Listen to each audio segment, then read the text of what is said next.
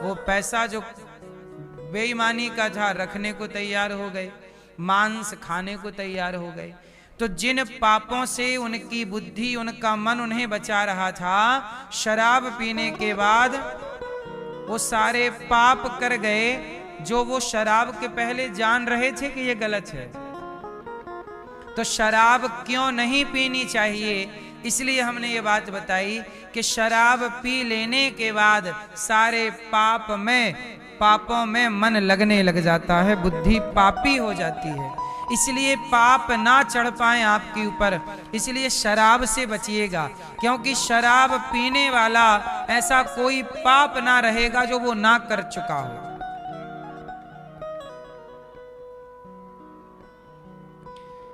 मांसाहारी केवल मांस खाएगा, चोर केवल चोरी करेगा, पर शराब पीने की आदत बन गई तो वो चोरी भी करेगा, मांस भी खा लेगा, पराई औरत का भी संग करेगा, सारे गलत काम उसमें घटित हो जाएंगे।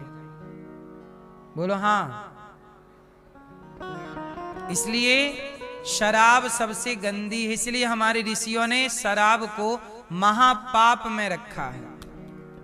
शराब किस श्रेणी में आती है? एक होता है पाप और एक होता है महापाप। मैया नींद आ रही है मेरी माँ,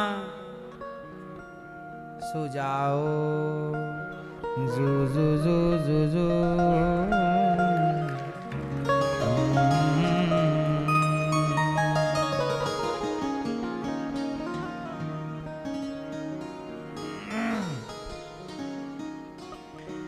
शराब को किस में रखा है मेरी माँ? इसलिए शराब नहीं पीनी चाहिए। अब तो बढ़ते हुए कलिकाल में मैंने सुना है कि माताएं भी दारू पीने लग गई कुछ। सही है? मैंने सुना है, देखा नहीं। सही है गलत है? मैया आप बताओ, सही है गलत है? अब तो माताएं भी पीने लग गई दारू। मैंने सुना सिगरेट भी पीने लग गई हैं। जब से माताएं सिगरेट पीने लग गई, सिगरेट के रेट बढ़ गए, पुरुष परेशान है, लो महंगी हो गई।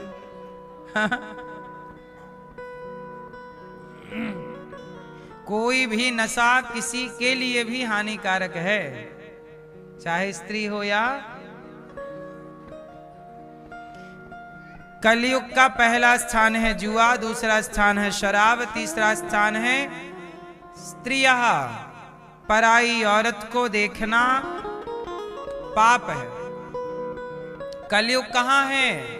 जहां पर स्त्री पर पुरुष में नियत गई तो खोपड़ी में कलयुग आके बैठा, भ्रष्ट कर देगा। विनाश काले विपरीत बुद्धि, जब नाश मनुज पर छाता है, पहले विवेक मर जाता है। इसलिए पराई औरत से बचिएगा। पर नारी पैनी छुरी तीन तरफ से खाए, धन हरे यौवन हरे, घोर नरक ले जाए। पर नारी पैनी छुरी, पर पुरुष से बचिएगा।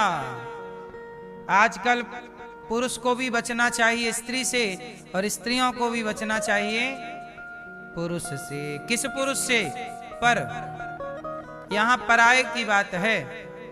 अपनी पत्नी से भी आप अब बच के जाओगे कहां? पति से कहां बचोगे? पर पराये पुरुष से बच के रहना, क्योंकि पर के चक्कर में रावण का नाश हो गया, पराई के चक्कर में दुर्योधन का सर्वनाश हो गया। बोलो हाँ। आप बस संभल के रहिएगा।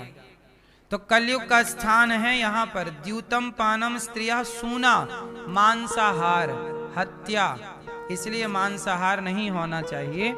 पांचवा स्थान है कलयुग का बेईमानी से कमाया गया धन। धन में भी कलयुग रहता है। अच्छा, धन में कृष्ण भी रहते हैं। धन में किसका वास है? भगवान कृष्ण का। और धन में कलयुग का भी वास है। जो मेहनत से आप कमाते हैं उसमें कृष्ण का वास होता है, और जो बेईमानी से धन कमाते हैं उसमें कलयुग का वास होता है। इसलिए धन कमाना चाहिए, ईमानदारी से कमाना चाहिए, ईमानदारी से उसे सही जगह खर्च करना चाहिए, गलत जगह खर्च ना करो। सही है। पैसा में कलयुग भी होता है और कृष्ण भी होते हैं। इसलिए जो मेहनत का धन है वो फलीभूत होता है, और जो बेईमानी का धन है वो पतन का कारण बन जाता है। इसलिए देखा होगा कि मेहनत ईमानदारी का धन पीढ़ियों तक चलता है, और बेईमानी का धन आपके सामने आता है और आपके सामने ही समाप्त हो जाता है। बेईमानी के धन की एक्सपायरी डेट है, जबकि ईमानदारी के धन की एक्सपायरी डेट नहीं है। तो धन दो तरह का है, इसलिए कौन सा, इसलिए आजकल ना आपने देखा होगा हमारे देश में कितना भ्रष्टाचार है। जो भ्रष्टाचार कर रहे हैं वो 1000, 500, 200, 100 रुपया के लिए अपनी नियत बिगाड़ लेते हैं। बोलो हाँ, उन्हें लगता है कि हम 100 रुपए इनसे कमा लेंगे, 200 रुपए कमा लेंगे तो हमारा घर ठीक चलेगा। भ्रष्टाचार करने वाले की संतानों को देखिएगा आप, बैकग्राउंड चेक करिए ना। जो बेईमानी से धन कमाएगा उसका आगे हिसाब देख लीजिए। इसलिए बचिएगा पाप से, गलत से बचिएगा, धन कमाओ ईमानदारी। भगवान अब राजा परीक्षित जी सिर पर मुकुट पहने हैं, वो कलयुग बैठ गया, जरासंध की मुकुट थी सोने की।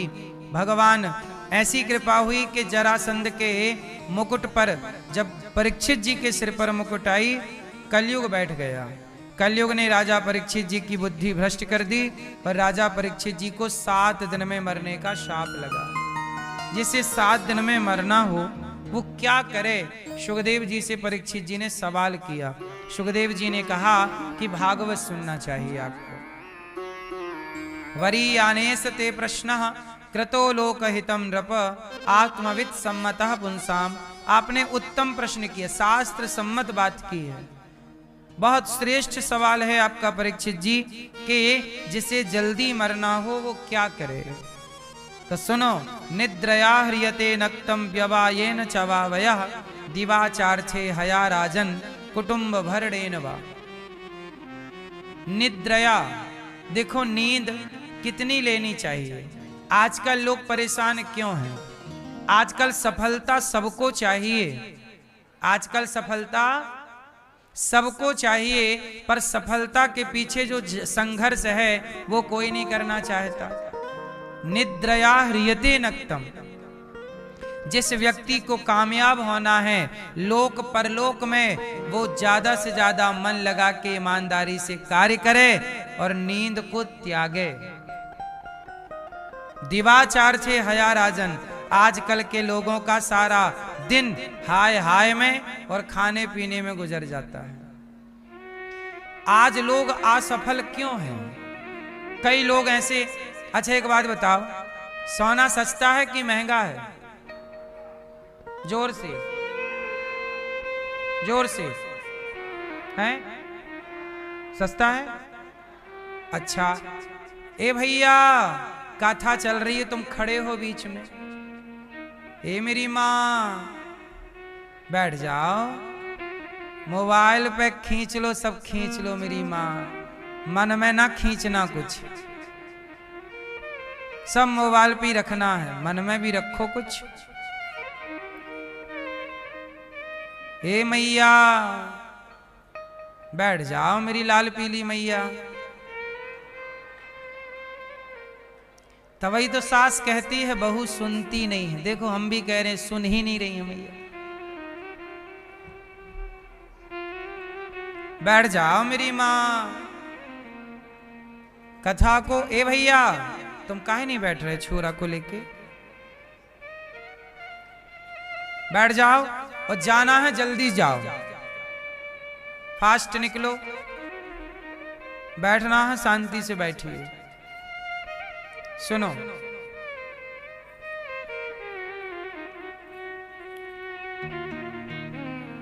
क्या सवाल कर रहे थे हम आप लोगों से? हाँ, सोना सस्ता है कि महंगा? आप लोग हैं, सस्ता है? सही है, सोना सस्ता भी है और महंगा भी है। जिनके पास पैसा नहीं है उनके लिए सोना बहुत महंगा है, अडानी अंबानी के लिए सोना बहुत सस्ता है, उनके लिए कहाँ महंगाई है। जो बड़ा है उसके लिए कहाँ महंगा है। हम आपसे केवल ये कहना चाहते हैं कि अपने आप को इतना कामयाब बनाओ, इतना सफल बनाओ कि आपको संसार में कुछ महंगा लगे ही ना। आप सफल होंगे, कामयाब होंगे तो आपके लिए हर चीज सस्ती लगेगी, और आप असफल हैं तो आपको हर चीज क्या लग रही है? महंगी लग रही है। ये महंगा है, ये महंगा है। क्यों? क्योंकि आपकी इनकम कम है। आप लोग अपनी इनकम बढ़ाइए, धन को भी बढ़ाइए, धन को भी बढ़ाइए और धर्म को भी बढ़ाइए। क्योंकि लोक में धन चाहिए, परलोक में धर्म चाहिए। तो धन और धर्म दोनों संपत्ति आपके पास होनी चाहिए। धन भी हो और धर्म भी हो। तो जीवन में धन को भी बढ़ाइए और धर्म को भी बढ़ाइए। जल बिंदु निपातेना क्रमशः पूर्यते घटः सह हेतु सर्व विद्यानाम धनस्य च धर्मस्य च। जैसे एक एक बूंद पानी इकट्ठा करने से जल बिंदु निपातेना क्रमशः पूर्यते घटः, थोड़ा थोड़ा जल भरने से एक दिन घड़ा भर जाता है। उसी तरह सह हेतु, उसी तरह सह हेतु सर्व विद्यानाम, उसी तरह थोड़ा थोड़ा पढ़ने से व्यक्ति विद्वान हो जाता है, और थोड़ा थोड़ा धन इकट्ठा करने से धनवान, और थोड़ा थोड़ा धर्म करने से धर्मवान हो जाता है। धनस्य च धर्मस्य च, धन और धर्म।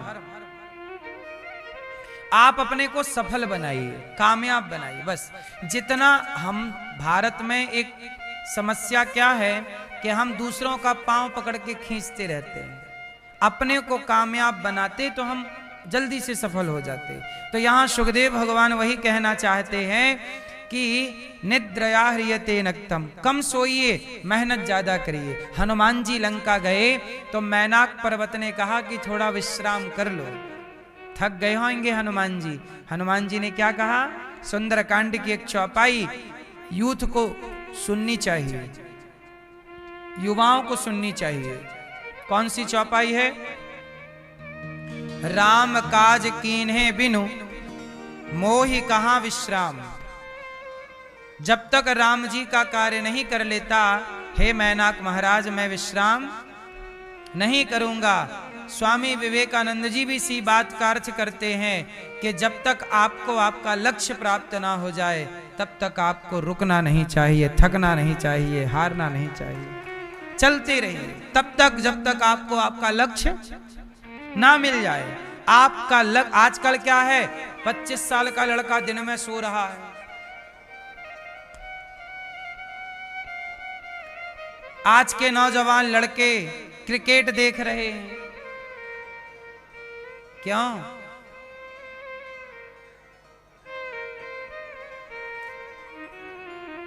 जिसके पास ज्यादा टाइम है, अर्थात फ्री है, जो व्यक्ति फ्री है, समझ लो ये व्यक्ति असफल है, और जो बिजी है वही सफल है।